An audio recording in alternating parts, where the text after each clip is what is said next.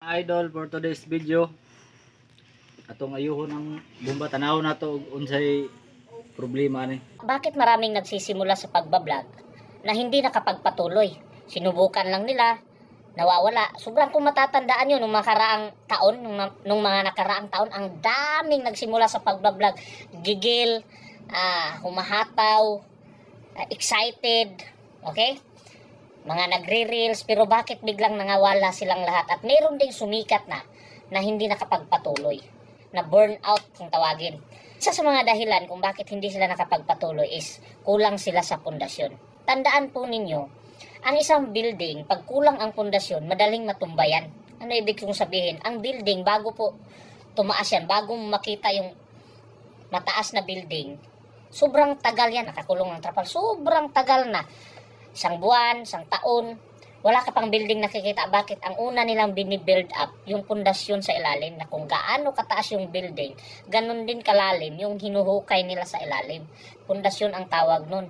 Okay? Kung ang babae nga, pag nagmi-make up, nilalagyan ng pundasyon para matanggal yung make up sa mukha nila. And ganun din sa buhay ng tao. Pag wala kang pundasyon, mas madali kang matumba pag dumadaan ka na ng hirap.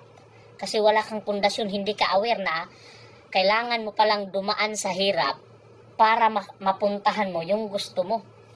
Para ka lang nagsasakay ng sasakyan na dumaan ka muna sa maraming lubak-lubak bago mo mapuntahan yung gusto mo. Okay? And ako kasi, ikikwento ko yung side ko kung paano ako naging vlogger, saan ako nagsisimula. Okay? Bakit ako napunta sa vlogging industry, no? Nag-start ako sa pagbablog 2019. Bakit? Meron akong nakitang magjowa. Itong Jamil na magjowa na ito. Nakapagpatayo ng malaking bahay. And sobrang na-inspire ako doon. Nakita ko si Wamos. Kakasikat pa lang ni Wamos noong 2018, 2019. Sila Tim Sawyer, Bros Kubros. And nasabi ko sa sarili ko na kung nakaya ng mga taong to na magpasikat, makilala sa social media, why not ako? Bakit hindi ko magawa? Parehas lang tayo eh. Sabi ko, kung kaya nila, kaya ko rin. And bago ako pumasok sa pagbablog, dati po akong network marketer. Okay, networking, yung dati kong trabaho, networker. So sa mga nandito, no, na naimbita ng networker, tapos sasabihin mo, recruit, wag mong sasabihin yan. Swerte ka kapag may kaibigan kang in-invite ka sa mga ganyan. Subukan mong dumalo sa trainings ng networking. Doon ako na-build as yung pundasyon ko, no, na hindi pala, na kailangan pa lang ang tao dumaan sa hirap para mapuntahan mo yung gusto mong puntahan. And doon na-build yung negative mindset ko, naging positibo sa buhay.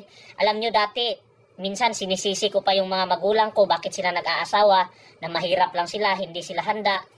Kaya tuloy ako mahirap. Yun, dumating ako sa puntong ganun.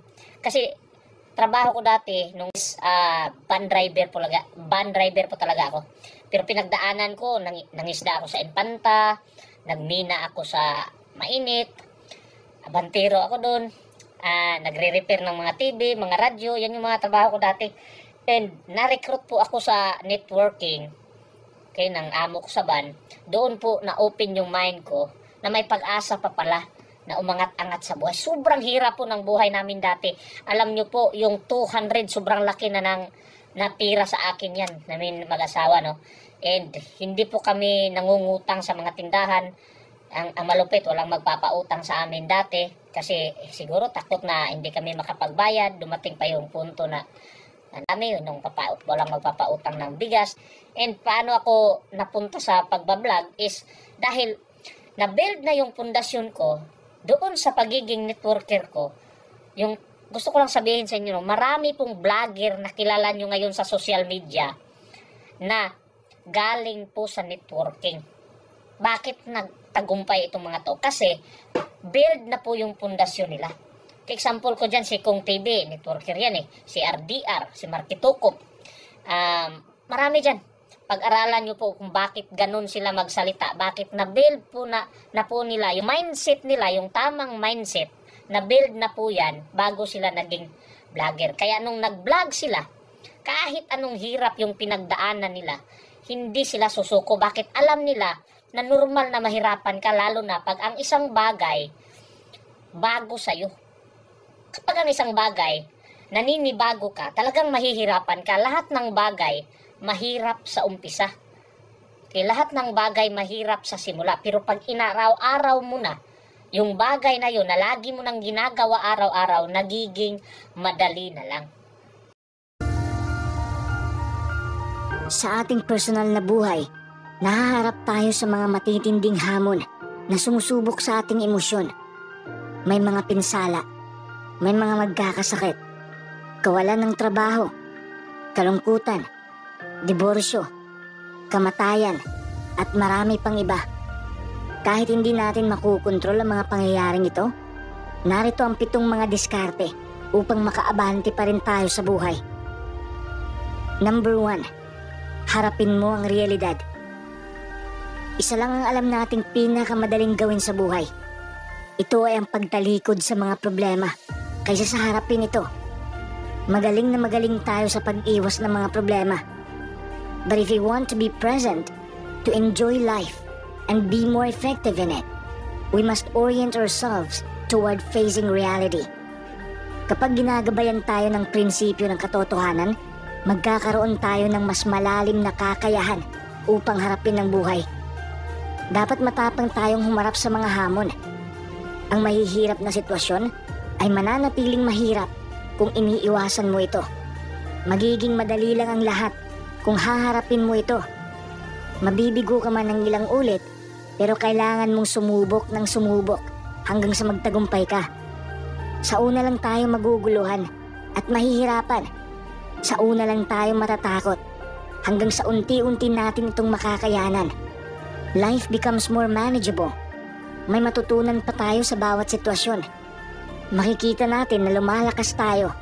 Mas magiging kumpiyansa na tayo. This is the basis of feeling capable, which is the wellspring of a satisfying life. Number 2, tanggapin mo ang sitwasyon mo ngayon. May hinihiling ka pa ba sa buhay na hindi pa dumating? Yan ang dahilan kung bakit nadidepress ang karamihan. Palagi ka nalang nakapokus sa mga bagay na wala sa'yo. Nakalimutan mo na ang mga bagay na nasa mga kamay mo na. The secret to life is to want what you have and to not want what you don't have. Being present means being present to the life that you have right here, right now. May kalayaan ka namang pumili sa buhay mo. May mabuting nangyayari, pero sa masama ka nakapokus. May magandang sitwasyon, pero sa trahedya ka nakatuon. May maraming nagmamahal sa'yo, pero iniisip mo lang ang isang tao na nawala sa'yo. Araw-araw kang nabubuhay, pero araw-araw ka ring nalulumbay. Pumili ka sa dalawa. Focus on the negative or focus on the positive. Always choose positivity. You have a real chance to enjoy life. Tanggapin mo na mangyayari ang mga negatibong bagay sa buhay mo. Surrender to the reality so you can give yourself a chance to do what you can do. Number 3, huwag kang magmadali. Naalala mo pa ba ang kwento ng pagong at kuneho? Ang nanalo sa karera ay ang mabagal, pero nakapokus lang sa goal niya. Maikapit ba natin yan sa ating buhay? Siyempre sa palaging pagmamadali natin, marami tayong makakaligtaan sa buhay. Parang tayo lang din ang nagwasak sa sarili nating tagumpay. Pati sarili natin, inuunahan na natin. Ito ang dahilan kung bakit marami tayong nagawang pagkakamali. Gusto kasi natin madaliin ang lahat ng bagay. Kahit hindi natin nakukontrol, pilit natin kinukontrol. Pero ang madaling buhay na hinahangad mo, hindi naman yun ang pinakamagandang buhay na inaasahan mo. Tandaan mo, walang shortcut sa tagumpay. Walang elevator sa tagumpay. Lahat tayo ay naghahagdan. May kasabihan nga tayo, kapag mabagal kang umabante, mas maaga kang makarating. Ibig sabihin ng mabagal ay disiplinado. Ito ay uri ng diskarte na hahantong sa pangmatagalang pagbabago. Number 4, mapagpasalamat. Sa palagi mong pag-focus sa mga problema mo, hindi na natin naiisip ang mga magagandang pangyayari. Madali nating mabilang ang ating mga problema sa halip na ating mga pagpapala. Kung nakapokus ka lang sa mga problema mo, wala nang ibang lalabas sa bibig mo, kundi palagi ka na lang magrereklamo. Changing your perspective can make all the difference. Recognizing the good and receiving it with gratitude is a recipe for emotional health and well-being. Ang pagiging mapagpasalamat ay napatunayan ng maraming pakinabang sa pisikal, mental at emotional. Kaya dapat itong gawing bahagi ng buhay ng bawat isa. Ang pagiging mapagpasalamat ay napatunayan talagang nakapagpapasaya. Nakatutulong ito para magkaroon ng positibong damdamin, masiyahan sa magagandang karanasan, bumuti ang kalusugan, maharap ang mahihirap na problema, at magkaroon ng malapit na kaugnayan sa iba. Number 5, yakapin mo ang iyong sarili. Sarili mo na lang ang natitira at tunay mong kakampi sa buhay. Kaya't yakapin mo ang iyong sarili. Yakapin mo lahat-lahat. Pati sitwasyon mo, yakapin mo. Kahit masakit na pangyayari, may mga sitwasyon na kinakatakutan natin. May mga mabibigat na problema. May nakakalito. Tapos kinikimkim lang natin ito kasi sa tingin natin, ito lang ang tanging paraan para hindi tayo masaktan. But the truth is, we need our feelings in order to find satisfaction, in order to find meaning, and in order to find pleasure in life. Getting rid of feelings not only backfires, but it also drains us of the psychological energy that makes life worth living. Feelings are the source of our motivation. They are the energy, the vitality, the juice of life. Kung wala ang kalungkutan, hindi natin mapahalagahan ang tunay na kagalakan. Parte ang negatibo sa ating buhay. Kaya kung wala ang mga ito, anong silbi ng ating buhay? Paano mabubuo ang ating personalidad? Paano masusukat ang ating kakayahan? Walang kulay ang buhay. Mawawala ang pagiging malikhain ng bawat isa. Hindi rin natin malalaman kung ano ang kahulugan ng masaya. Wala rin siguro tayo dito. Without our feelings, nothing would really matter. Number 6, tanggapin mo ang kabiguan. Bahagi ito ng ating paglalakbay. Lahat tayo ay natuto na walang perpektong tao. Don't be hard on yourself. Kung matatalo ka, lumaban ka ulit. The important thing is, you stay in the game.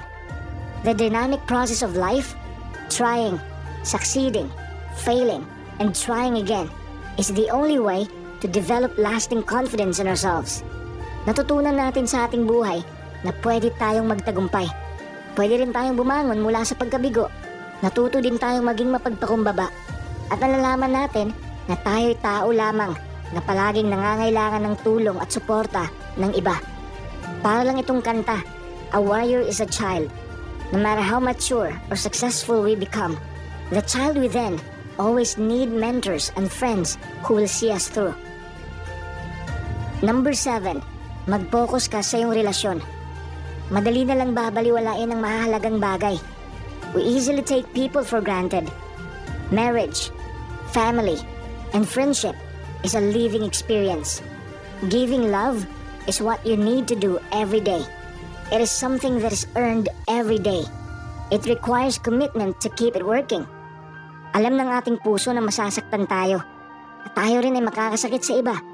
Ito ang likas na katangian ng pagiging tao. Hindi natin maiiwasan ang mga sitwasyong ito. We can only devote ourselves to do what we can. Weather them. Mend them. Love is essentially repair work. Makakasakit man tayo, hihingi tayo ng kapatawaran. Hinaharap natin ang ating pagkakamali. Natuto tayong magpatawad. Kung madadapa tayo, babangon na naman ulit. Madadapa na naman at babangon ulit. That's the beauty of life.